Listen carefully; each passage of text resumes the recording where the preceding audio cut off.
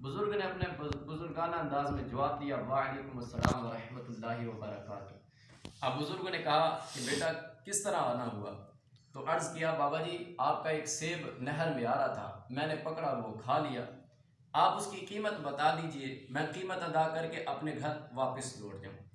اب یہ جو بزرگ تھے انہوں نے کہا کہ یہ شخص کوئی عام شخص نہیں بلکہ یہ خاص شخص ہے۔ سبحان اللہ، اتنے دنوں کی مسافت طے کرنے کے بعد ایک سیب کی قیمت ادا کرنے کے لیے آیا ہے۔ ہم تو لوگوں کے پتہ نہیں کئی ہزار کئی لاکھوں دبا جاتے ہیں، لیکن دیکھیں ہمارے بزرگان دین ایک سیب کی قیمت ادا کرنے کے لیے اتنے دنوں کی مسافت طے کر کے گئے۔ بہرحال جب بزرگ کے سامنے یہ پیش کیا کہ میں اتنی دنوں کی مسافت کر کے آیا ہوں، یہ فاصلہ طے کر کے آیا ہوں، آپ مجھے سیب کی قیمت بتا دیجئے تاکہ میں ادا کروں، گھر واپس لوٹ جاؤں۔ اب جب بزرگ نے یہ سنا تو کہا کہ بیٹا اس کی قیمت تو اتنی ہے کہ تم ادا نہیں کر سکتے۔ اب یہ بے قرار ہو گئے، اب میرا کیا بنے گا؟ نہ یہ معاف کرتے ہیں نہ قیمت بتاتے ہیں، قیامت والے دن میرا کیا بنے گا؟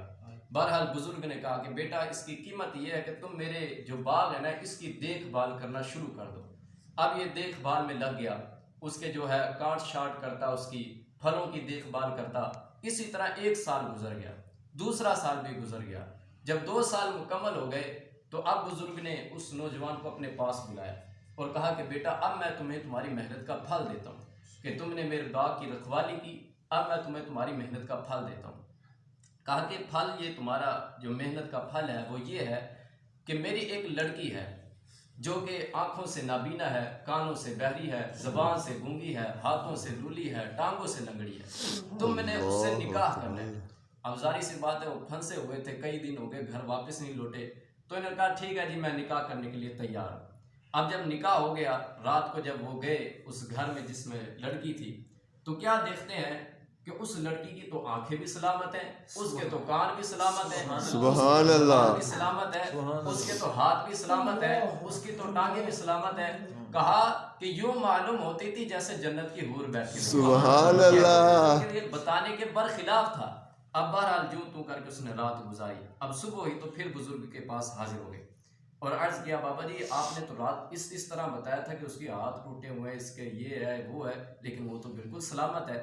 اب بزرگ نے کہا کہ بیٹا جو تم نے دیکھا ہے وہ بھی حق ہے اور جو میں نے بتایا وہ بھی حق ہے۔ سبحان اللہ، اصل بات یہ ہے کہ میں نے جو تم سے کہا کہ وہ آنکھوں سے اندھی ہے، تو وہ آنکھوں سے اندھی اس لیے ہے کہ اس نے کبھی بھی بری شے کو ان آنکھوں سے دیکھا ہی نہیں، سبحان اللہ، آنکھوں سے اندھی ہے۔ کہا کہ میں نے جو تم سے کہا کہ وہ کانوں سے بہری ہے، تو وہ اس لیے کانوں سے بہری ہے کہ کبھی بھی اس نے کوئی فحش بات، کوئی گندی بات ان کانوں سے سنی ہی نہیں، سبحان اللہ، کہا کہ میں نے جو تم سے کہا وہ زبان سے گونگی ہے، وہ اس لیے زبان سے گونگی ہے کہ اس نے کبھی بھی کوئی ایسی بات نہیں کہی کہ جو خلاف شرع بات ہو۔ کہا میں نے جو تم سے کہا کہ وہ ہاتھوں سے لولی ہے، وہ اس لیے ہاتھوں سے لولی ہے کہ اس نے کبھی اپنے ہاتھ گناہ کی طرف بڑھائے ہی نہیں۔ کہا میں نے جو تم سے کہا کہ وہ ٹانگوں سے لنگڑی ہے، وہ اس لیے ٹانگوں سے لنگڑی ہے کہ وہ کبھی گناہ کی طرف چل کے گئی ہی نہیں۔ سبحان آپ کو پتہ اللہ، ہے وہ نوجوان کہ جو سیب کی قیمت ادا کرنے کے لیے گیا تھا، جس کا نکاح ہوا، وہ شخص کون تھا اور وہ عورت کون تھی؟ سنیے گا ایمان تازہ ہوگا۔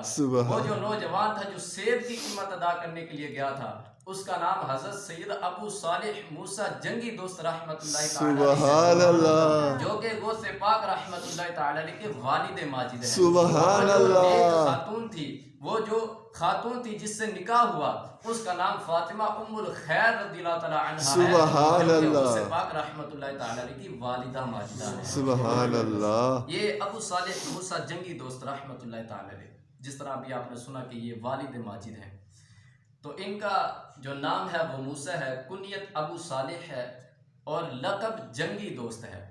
اب جنگی دوست یہ لقب کہنے کی وجہ بہت ساری علماء کرام نے اس کی تشریح لکھی ہے کہ جنگی دوست لقب کس طرح پڑا، لیکن ریاض الحیات میں جو اس کی تشریح لکھی ہے علماء کرام نے بڑی ہی مزیدار ہے، ایک لطف اندوز ہے، سنیے گا آپ انشاءاللہ ایمان تازہ ہوگا۔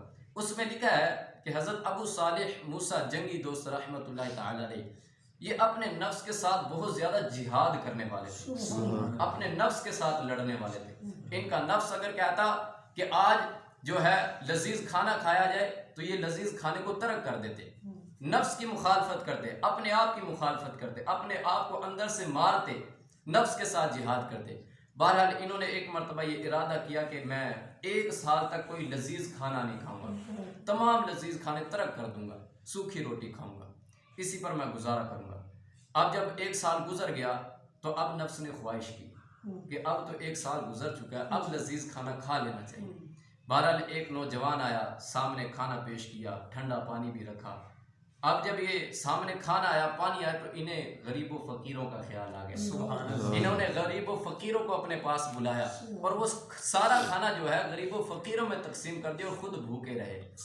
अब देखिए यहाँ से एक बहुत बड़ी हमें बात मालूम होती है। बाज लोग कहते हैं जी तुम ये बुजुर्गों का, यहाँ तक बोलते हैं कि तुम इन बापों का जिक्र क्यों करते हो, तुम जो है कुरान और हदीस तुम्हारे पास है, इसलिए इससे मसला अखज़ करो और बात को ख़त्म करो।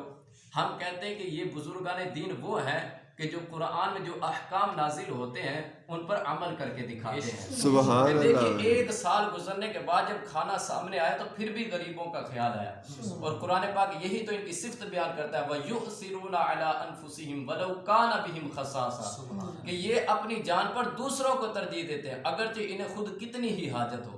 बहरहाल इन्होंने जो खाना आया गरीबों में तकसीम कर दिया और अपने नफ्स के साथ मुखातिब हो गए। फिर दोबारा कहा कि ए नफ्स, क्या तुझ में अभी भी लजीज खाने की ख्वाहिश मौजूद है? जहाँ मैं इरादा करता हूँ तुझे लजीज खाना नहीं खाने दूंगा।